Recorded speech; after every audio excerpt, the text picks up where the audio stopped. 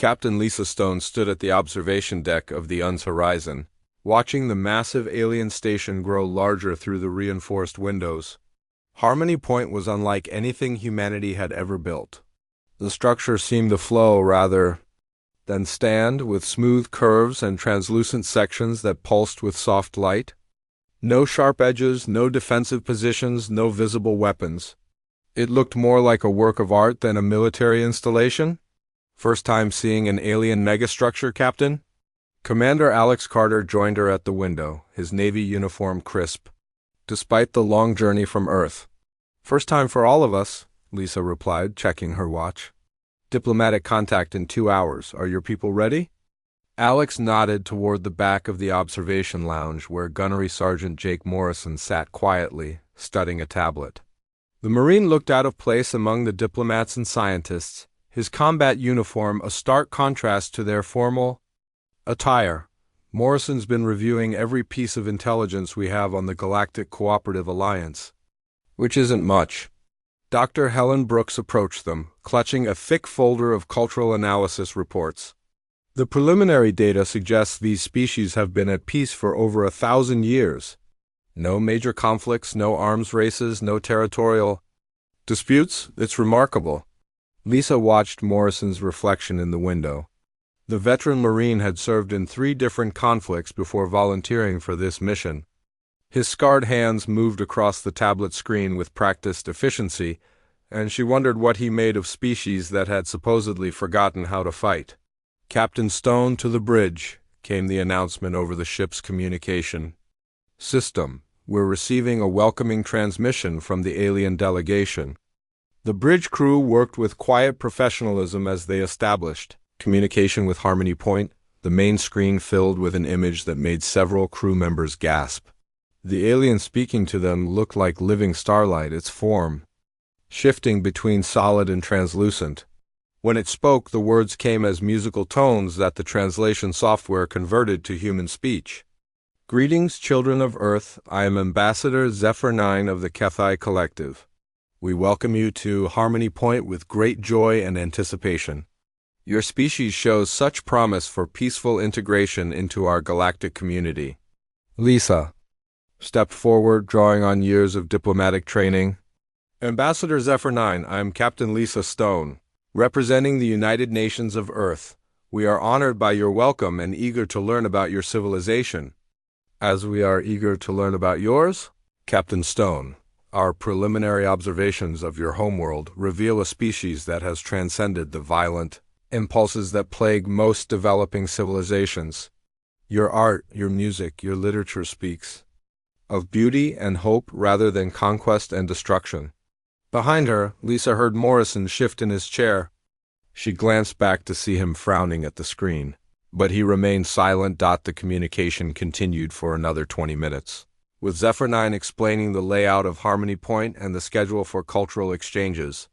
The alien spoke of humanity in glowing terms, praising their apparent dedication to peace and cooperation. When the transmission ended, the bridge fell silent. They seem nice, Corporal Danny Price commented, earning a sharp look from Morrison.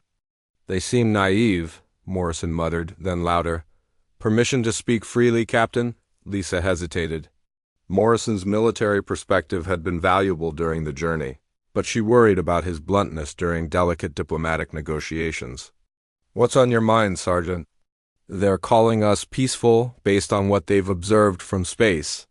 Art galleries and concert halls show up better on long-range sensors than military bases and weapons factories. They think they know us, but they're only seeing what we want visitors to see. Dr. Brooks frowned. The cultural analysis team specifically highlighted humanity's progress toward peaceful conflict resolution. The Geneva Conventions, international law, humanitarian organizations. These represent genuine evolution in human thinking. Morrison stood, his tablet tucked under his arm. Doctor, those conventions exist because we needed rules for war. You don't create laws about humanitarian treatment of prisoners if you don't take prisoners. You don't ban chemical weapons if you never figured out how to make them in the first place. The observation hit the bridge like a cold wave. Lisa realized that Morrison was right and that realization was deeply uncomfortable. Humanity's greatest moral achievements were responses to their capacity for destruction. The aliens seem to think peace is our natural state, Morrison continued. That makes them dangerous to us and us dangerous to them. They're not prepared for what humans are actually like, and we're walking into their home without understanding how vulnerable they've made themselves. Alex cleared his throat. Sergeant, surely you're not suggesting we pose a threat to the Galactic Cooperative Alliance. They've had interstellar travel for millennia. Their technology is far beyond ours. Morrison looked at the image of Harmony Point still displayed on the screen. Commander, look at that station. Beautiful, open, trusting. I can see 17 different ways to cripple it with materials you could buy at any hardware store on Earth. If I can see them in 5 minutes, what does that tell you about their security mindset? The bridge fell silent again. Lisa felt the weight of command pressing down on her shoulders. Their mission was to establish peaceful relations with alien civilizations, not to conduct threat assessments of their defensive capabilities.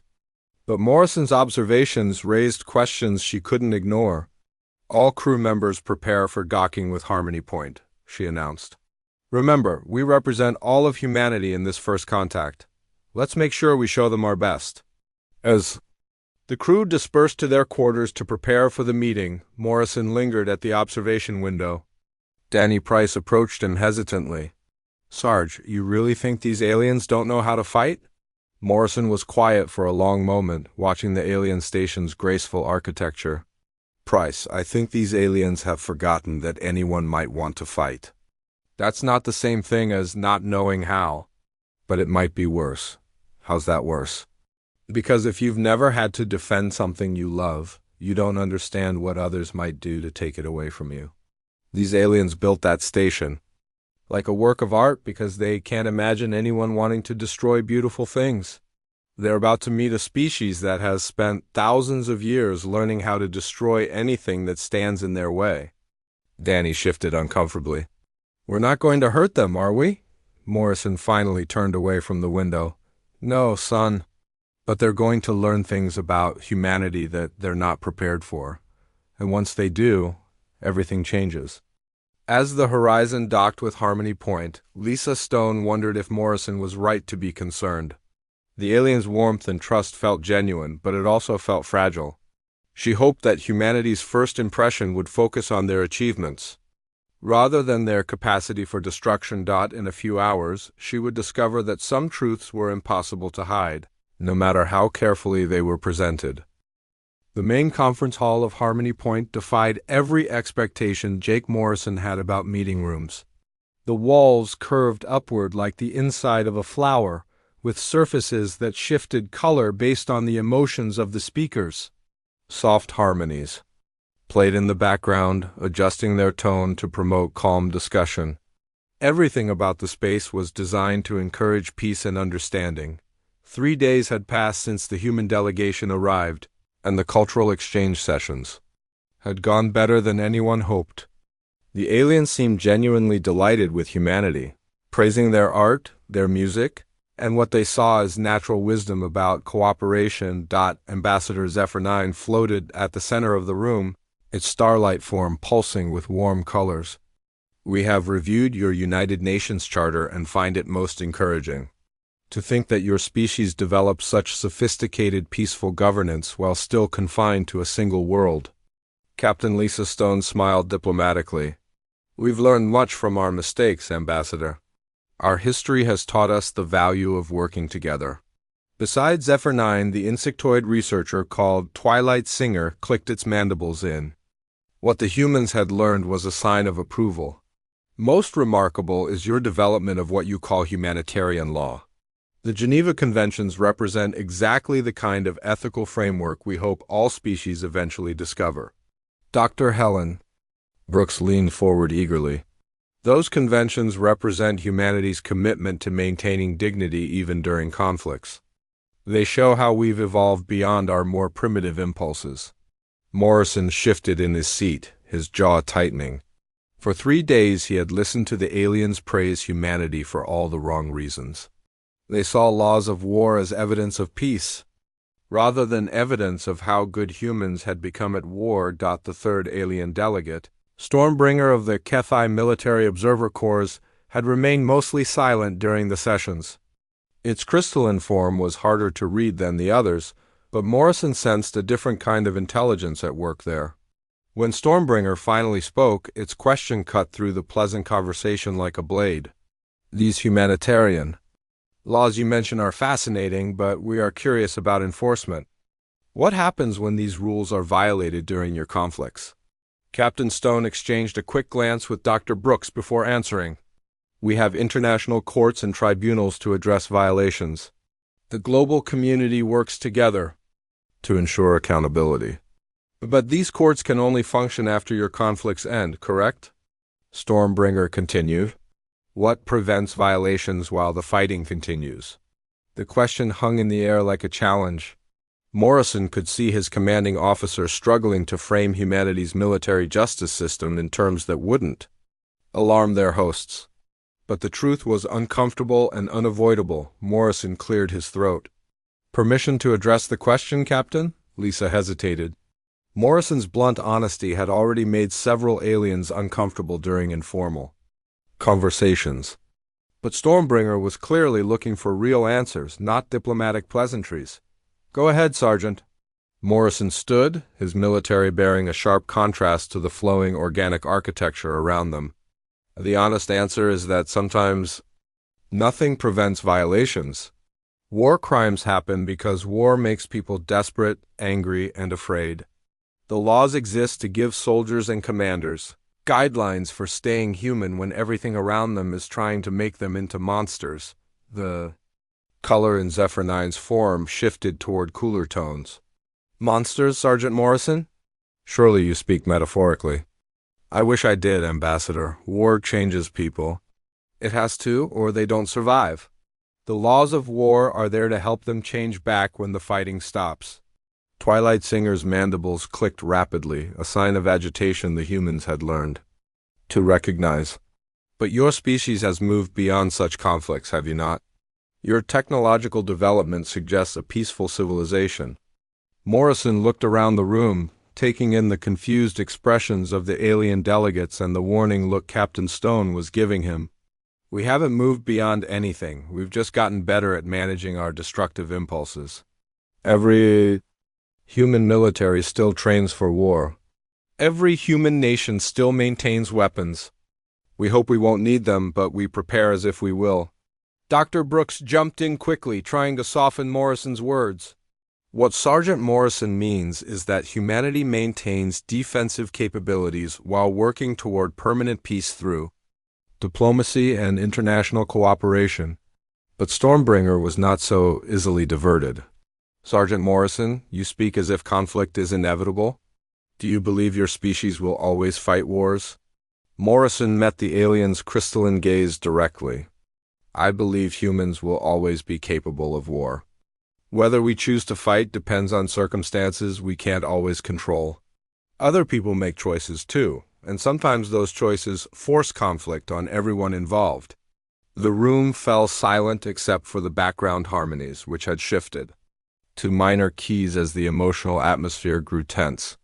Zephyr Nine's form flickered between colors before settling on a pale blue that the humans had learned indicated confusion. This perspective is difficult for us to understand, the ambassador admitted. In our experience, advanced civilizations naturally evolve beyond the need for organized violence. The Galactic Cooperative Alliance has maintained peace for over a millennium, through mutual understanding and shared prosperity. Commander Alex Carter spoke up for the first time during the session. That's an impressive achievement, Ambassador. But may I ask how that peace is maintained? What happens when conflicts of interest arise between member species? Twilight Singer answered eagerly. Conflicts are resolved through mediation and resource redistribution. When all needs are met through technological advancement and careful planning, there is no reason for disagreement to escalate to violence. Morrison couldn't help himself. And what if someone doesn't want to mediate? What if they just take what they want by force? The question seemed to genuinely confuse the aliens. Stormbringer's crystalline structure pulsed slowly as it processed the concept. Why would anyone choose force when cooperation yields better results for all parties? Because sometimes people don't care about better results for all parties? Morrison replied. Sometimes they only care about results for themselves.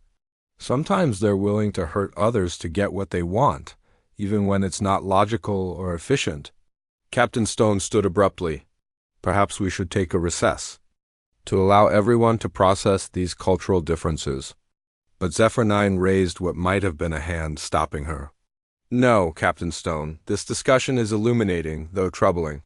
Sergeant Morrison, are you suggesting that your species includes individuals who would choose conflict even when peaceful alternatives exist? Morrison looked at his captain, seeing the plea in her eyes to be diplomatic.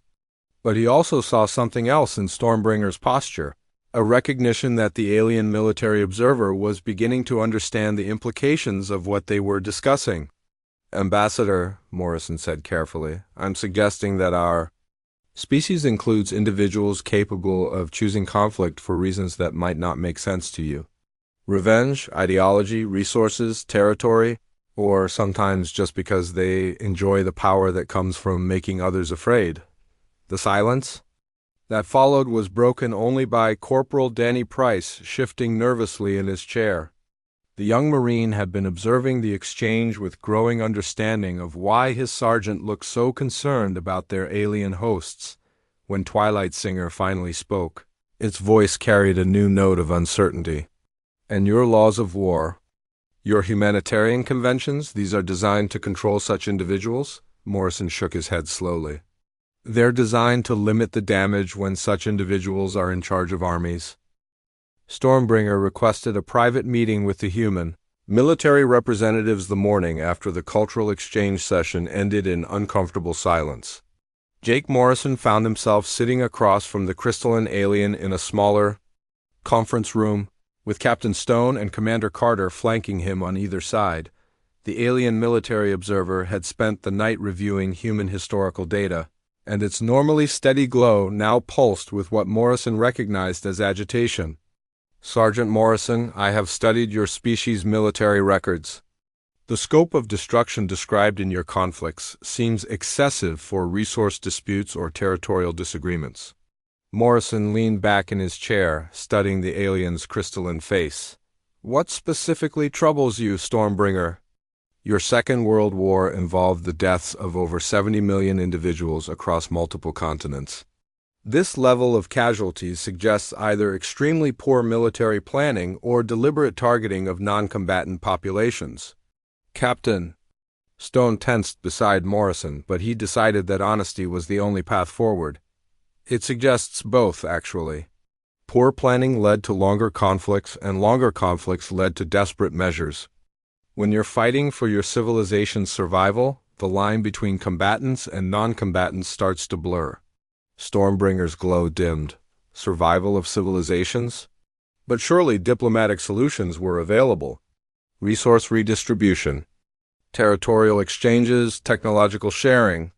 Morrison shook his head. One side wanted to exterminate entire ethnic groups and conquer continents. You can't negotiate with someone whose opening position is that your people shouldn't exist. The concept seemed to physically disturb Stormbringer. The alien's crystalline structure flickered as it processed the information. This is incomprehensible. Why would any rational being seek to eliminate entire populations? What strategic advantage could such actions provide? It wasn't about strategic advantage, Morrison explained. It was about ideology, fear, and power. Some humans believed that other groups of humans were inferior and deserved to be eliminated. Others wanted territory and resources badly enough to kill for them, and some just enjoyed having power over life and death. Commander Carter cleared his throat. Sergeant, perhaps we should focus on more recent conflicts. Humanity has made significant progress in international law and conflict resolution. But Stormbringer was not interested in diplomatic reassurances. Sergeant Morrison, please explain how your species conducts warfare when technological superiority is not decisive. Morrison paused, recognizing the dangerous territory they were. entering, but Stormbringer deserved an honest answer about what they might be dealing with. When we can't win through superior technology, we adapt. We use terrain, weather, and local knowledge to our advantage. We target supply lines and infrastructure.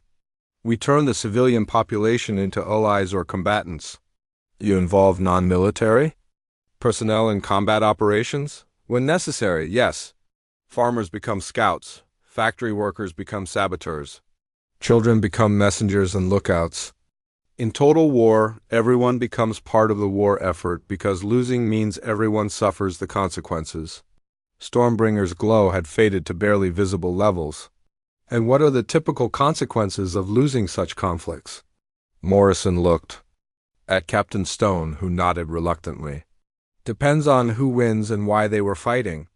Sometimes it's just territory or resources changing hands. Sometimes it's slavery or execution for the leadership. Sometimes it's complete destruction of the losing culture. Genocide, Stormbringer said quietly. Yes, Morrison confirmed. Humans have committed genocide multiple times throughout our history. We've also fought wars specifically to stop genocide. The same capacity for violence that makes us dangerous also makes us capable of protecting others.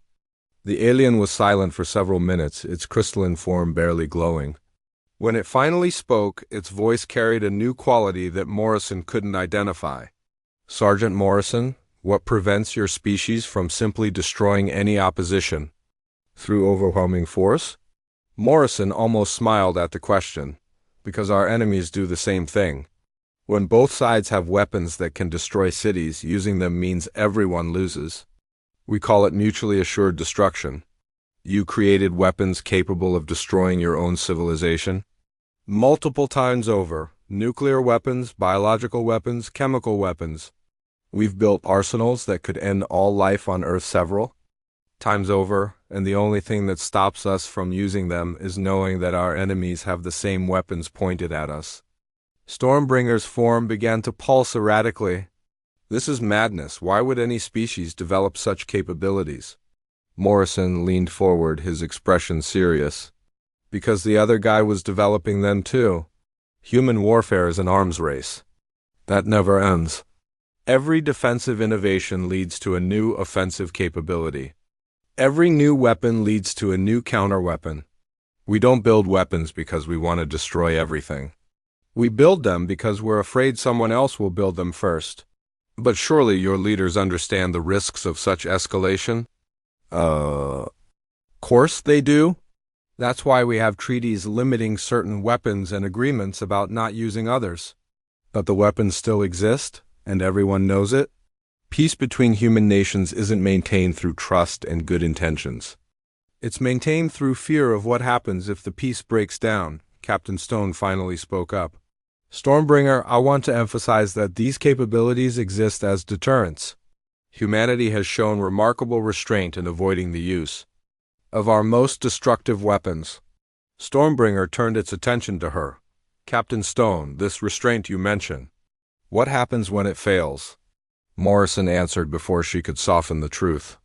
Then we find out how much damage we're actually willing to inflict on each other. And historically, that number has always been higher than anyone expected. The room fell silent as Stormbringer processed this information. Morrison could see the alien struggling with concepts that had no equivalent in its peaceful civilization. Finally, Stormbringer asked the question that Morrison had been dreading. Sergeant Morrison, given your species' capacity for destruction and your willingness to use it, how do we know that your presence here is peaceful? Morrison met the alien's gaze directly. Because right now, we need you more than we want to hurt you, but that calculus could change if circumstances change. The honest answer is that you don't know our intentions because we don't fully know them ourselves. Humans make decisions based on fear, pride, desperation, and opportunity. Sometimes we make the right choices, and sometimes we don't. And if we were to deny humanity membership in the Galactic Cooperative Alliance? Morrison's expression didn't change, but his voice carried a new edge. Then you'd have to decide whether it's safer to have us inside your alliance where you can watch us, or outside where you can't. Stormbringer's glow faded almost to nothing. You are threatening us. No, Morrison replied calmly. I'm explaining how humans think about threats and opportunities. We don't threaten people we consider friends. But we also don't like being cornered or isolated. Those situations tend to make us more dangerous, not less. Commander Carter stood. Abruptly, I think this session has gone far enough. Stormbringer, we appreciate your interest in understanding human nature, but perhaps we should return to more constructive discussions. But Stormbringer was not finished. One final question, Sergeant Morrison. Can your species change? Can you evolve beyond this capacity for violence? Morrison considered the question carefully before answering. We're trying. Every generation is a little more peaceful than the last. But evolution takes thousands of years, and we've only been trying to be civilized for a few hundred. The capacity for violence is still there, buried under laws and social customs and moral education. But it's still there. Stormbringer dimmed to complete darkness, then slowly began to glow again. Thank you for your honesty, Sergeant Morrison. This information will require considerable analysis. As the alien left the room, Captain Stone turned to Morrison with an expression of mixed anger and resignation. Sergeant, I hope you realize what you've just done. Morrison nodded grimly. I've told them the truth about what they're dealing with. Better they learn it from us than from experience. The emergency session began at dawn, Harmony Point time. Ambassador Zephyr 9's starlight form flickered with colors Captain Lisa Stone had never seen before. Deep purples and angry reds that made the conference hall feel cold despite its warm architecture. Twilight Singer stood motionless at the far end of the table, its insectoid form rigid with what could only be described as fear. Stormbringer had shared Morrison's revelations with the full alien council during the night, and now the entire diplomatic mission hung in the balance. The aliens no longer looked at the human delegation with curiosity and warmth. They looked at them like potential threats. Captain Stone, Zephyr 9 began, its musical voice carrying harsh undertones. We must ask directly, has your species been deliberately concealing the violent nature of human civilization? Lisa felt the weight of the moment pressing down on her. Everything they had worked for, humanity's chance at joining the galactic community, was crumbling because of uncomfortable truths. Ambassador, we have presented humanity's achievements. Honestly, art, science, philosophy, and our progress toward peaceful cooperation. But you did not mention your capacity for planet-wide destruction. Twilight Singer interjected, its mandibles clicking rapidly. You did not explain that your peaceful institutions exist to control violent impulses rather than to express natural harmony. Dr. Helen Brooks leaned forward desperately. Our violent past is exactly that, our past. Humanity has evolved significantly in recent centuries. We've established international law, peacekeeping organizations, and diplomatic protocols, specifically to avoid the conflicts of our earlier history. Stormbringer's crystalline form pulsed with a steady, ominous light. Dr. Brooks, if humans have truly evolved beyond violence, why do your militaries still exist? Why do your entertainment media celebrate warfare? Why do your educational systems require the study of military history? The questions hit like hammer blows, each one exposing the gap between humanity's idealized self-image and their actual nature. Morrison sat quietly, watching the aliens dissect his species with clinical precision. Perhaps, Commander Alex Carter suggested, we should focus on humanity's restraint. Despite our military capabilities, we have not used our most destructive weapons in over 80 years. This demonstrates remarkable self-control. Twilight Singer turned its compound eyes toward Carter. Commander, this restraint you mention, is it based on moral evolution or practical fear? Carter hesitated, and in that hesitation Morrison saw the mission failing. Both, Carter admitted. We've learned that some weapons are too dangerous to use, and we've developed international agreements to prevent their deployment. But the weapons still exist, Stormbringer observed, and the knowledge to create them continues to spread. What prevents a desperate or irrational human leader from using them? Morrison finally spoke up. Nothing prevents it completely. That's why we have multiple safeguards, command structures, and authorization protocols. But you're right that the possibility exists. The admission sent ripples of alarm through the alien delegation. Zephyr 9's form shifted to deep blue, a color the humans had learned indicated serious concern. Sergeant Morrison, in your military assessment, what would happen if humanity were denied membership in the Galactic Cooperative Alliance? Morrison stood, recognizing that diplomatic niceties were no longer possible. You want my honest military assessment? Yes. Morrison moved to the room's central display, gesturing to bring up a holographic representation of Harmony Point. Humanity would see that as rejection and potential threat. Some leaders would advocate for isolation and defensive preparation. Others would push for technological development to achieve parity with galactic civilizations. And the third option? Stormbringer asked, though its tone suggested it already knew. Some would advocate for preemptive action against what they'd perceive as a galactic threat to human independence. The room fell deadly silent. Morrison continued his analysis with the dispassionate tone of a professional soldier. This station, for example, would be seen as a strategic target. Its peaceful design makes it militarily vulnerable. The docking bays have no defensive screens. The power generation systems are exposed. The command center is clearly marked, and an armored Twilight Singer backed away from the display. You have been planning an attack? No, Morrison replied firmly. But any human military officer would automatically assess defensive vulnerabilities and attack vectors.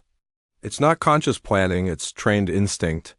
We see potential battlefields everywhere because our survival has depended on that kind of thinking for thousands of years. Corporal Danny Price shifted uncomfortably in his seat. Morrison's words were making him realize how differently he saw their surroundings compared to their alien hosts. The beautiful, open architecture that impressed the diplomats looked strategically naive to his military-trained eyes. Ambassador Zephyr 9's form flickered between colors rapidly. Sergeant Morrison, you suggest that humans would consider military action against the entire Galactic Cooperative Alliance? Morrison returned to his seat, his expression grave. Some would, yes. Humans don't respond well to feeling cornered or excluded. Our history is full of examples where isolation led to aggression. We'd rather fight and lose than submit and survive. Doctor. Brooks stood abruptly. Sergeant Morrison, surely you're overstating the case. Humanity has shown remarkable progress in international cooperation and peaceful conflict resolution. But Morrison was beyond diplomatic softening of harsh truths. Doctor, how many peacekeeping missions are currently active on Earth? How many territorial disputes remain unresolved? How many nations maintain nuclear weapons despite international pressure to disarm? The questions expose the reality that even humanity's greatest diplomatic achievements existed alongside ongoing conflicts and military preparations. The aliens were beginning to understand that human peace was not the absence of conflict, but the careful management of perpetual potential violence. Stormbringer moved closer to the display, studying the tactical analysis Morrison had unconsciously provided. This assessment of our vulnerabilities, how long did it take you to develop?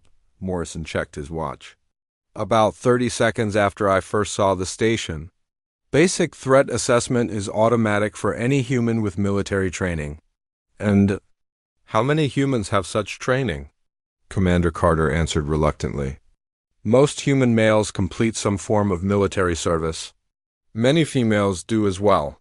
Even civilian populations receive basic emergency and disaster training that includes tactical thinking. The implications were clear to everyone in the room. Humanity was not a peaceful species that occasionally produced soldiers. They were a militaristic species that occasionally produced diplomats. Twilight Singer spoke into the heavy silence. Captain Stone, we must ask the fundamental question, can the Galactic Cooperative Alliance safely coexist with a species that views every interaction as a potential conflict? Lisa Stone felt the weight of speaking for her entire species. We believe so, Ambassador. Humans are capable of forming lasting alliances and honoring agreements. But those alliances are based on mutual benefit and respected strength, not on trust alone. And if the alliance fails? Zephyr9 asked. Morrison answered before anyone could stop him. Then you'd better hope it fails quietly, because humans are very good at making sure everyone loses when they're going down. The conference hall's harmonious background music had shifted to discordant tones that reflected the emotional atmosphere. Stormbringer's crystalline form had become completely opaque, blocking all light from passing through its structure. Commander Carter made one last attempt at damage control. I want to emphasize that Sergeant Morrison represents military thinking, not civilian leadership. Humanity's democratic institutions provide checks and balances on military action. But Twilight Singer had done its research. Commander Carter. Those same democratic institutions elected leaders who authorized the use of nuclear weapons against civilian populations. They voted for military interventions across multiple continents. Democratic humanity has proven just as capable of violence as authoritarian humanity. The session ended with no resolution, only the clear understanding that everything had changed. As the alien delegation filed out in tense silence, Morrison turned to Captain Stone with an expression of grim satisfaction. Now they know what they're dealing with, he said quietly. The question is whether they're smart enough to handle it properly. The final council session took place in Harmony Point's largest assembly hall, with representatives from 12 different species gathered to decide humanity's fate. Captain Lisa Stone had never felt smaller than she did walking into that vast chamber, knowing that billions of human lives hung in the balance of the next few hours. The Alien Council had spent 2 days analyzing Morrison's revelations, and their conclusion was written in the cold formality of their seating arrangement. No longer did they face the humans as potential friends. They sat in a defensive semicircle with clear escape routes behind them and security personnel stationed at every exit. Ambassador Zephyr9 spoke for the council, its starlight form dim and colorless. Captain Stone, this council has completed its assessment of humanity's application for membership in the Galactic Cooperative Alliance. We require full disclosure of your species' military capabilities and historical conduct before rendering our decision. Lisa looked back at her team. Dr. Brooks sat rigid with fear. Commander Carter studied his hands. Corporal Price looked like he wanted to disappear into his chair. Only Morrison appeared calm, his weathered face showing no emotion as he waited for the inevitable confrontation. Ambassador, Lisa began carefully, we have been honest about humanity's complex history. We acknowledge that our species has capacity for both creation and destruction. Stormbringer's crystalline form pulsed with steady light. Captain Stone, we require specifics. How many wars has your species fought in the past century? Lisa felt her diplomatic training crumble under the weight of truth. Hundreds of conflicts, ranging from local disputes to global wars. How many individuals have died in these conflicts? Over 100 million. The numbers fell into the chamber like stones into still water, creating ripples of shock among the alien delegates. A creature that looked like living coral spoke in clicking sounds that the translators rendered as dismay. Twilight Singer leaned forward, its compound eyes reflecting the chamber's lights. Captain Stone, these deaths include non-combatant populations? Yes, civilians have been targets in many human conflicts. Morrison finally stood, his voice cutting through the growing tension. Council members, you're asking the wrong questions. Stormbringer turned its attention to the Marine. Explain. Morrison walked to the center of the chamber, placing himself between the human delegation and the Alien Council. You want to know how many wars we've fought and how many people have died. But you're not asking why we fight or what we're fighting for. Ambassador Zephyr9's form flickered with confusion. Sergeant Morrison, surely the reasons for violence are less important than its prevention. No, Morrison replied firmly. The reasons are everything. Humans didn't fight those wars because we enjoy killing. We fought them because we were defending something we valued more than our own lives. He gestured to the assembled aliens, his expression serious but not threatening. You've built a peaceful civilization by eliminating the sources of conflict. Abundant resources, advanced technology, careful mediation. But you've never faced an enemy that wanted to destroy you simply because you exist. The coral-like alien spoke again, its translated words carrying uncertainty. Such enemies are theoretical constructs. Rational beings seek mutual benefit. Morrison shook his head. Rational beings do seek mutual benefit, but not all beings are rational. Some are driven by hatred, fear, ideology, or simple madness. Some want to watch the world burn, and they don't care if they burn with it. Stormbringer's glow intensified. You speak as if such individuals are common among humans. They're rare, Morrison admitted. But they exist, and when they gain power, rational people have to be prepared to stop them by force. That's why humans study warfare. Not because we love violence, but because we've learned that sometimes violence is the only thing that stops. Greater violence. Dr. Brooks found her voice at last. Sergeant Morrison is describing our defensive capabilities. Humanity has developed military technology specifically to protect innocent populations from aggressive forces. But Twilight Singer was not convinced. Dr. Brooks, your species has used those same technologies for conquest and genocide.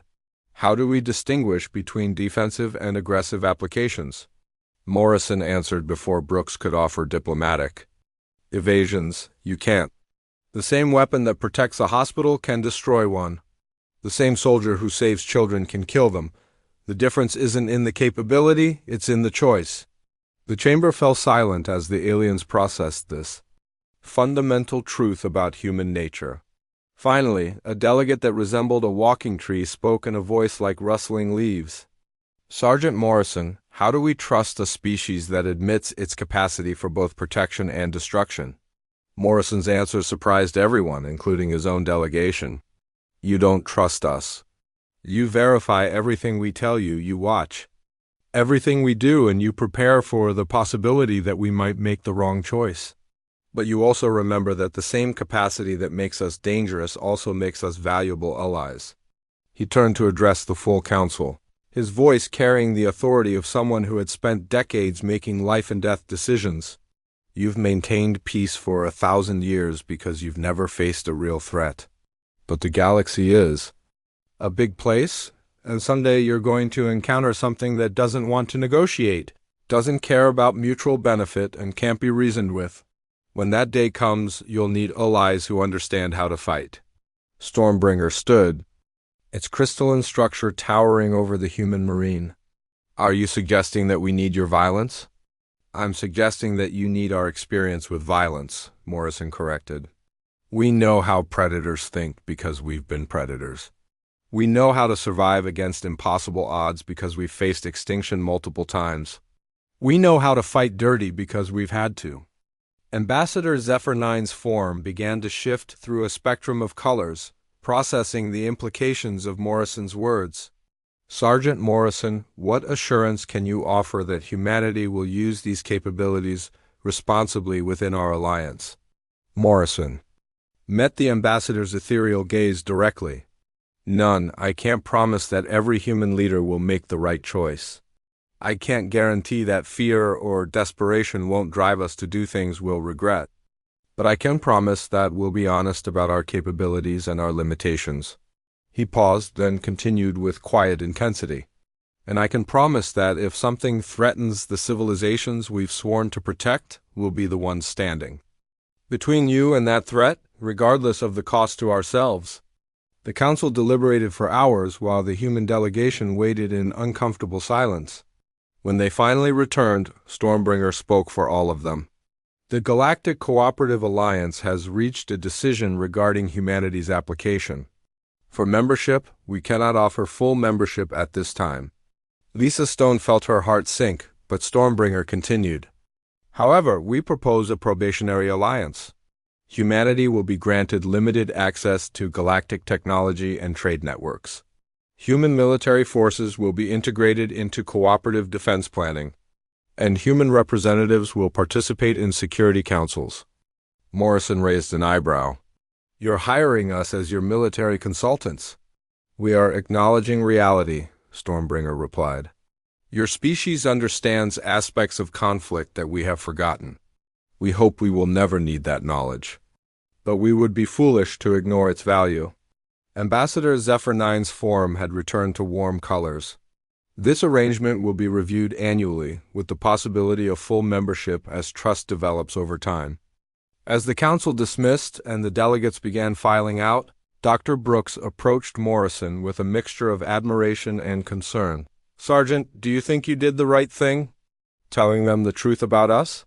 Morrison watched Stormbringer, conferring with other military observers, already planning how to integrate human tactical thinking into their defensive strategies. "Doctor, they were going to learn eventually. Better they learn from us than from experience." Captain Stone joined them, her expression thoughtful. "The probationary status isn't what we hoped for, but it's a beginning." Morrison nodded, then looked out through the chamber's transparent walls at the stars beyond. "It's also honest. We're not ready to be full members of a peaceful civilization, and they're not ready to trust us completely. But maybe we can learn from each other." Corporal Price approached hesitantly.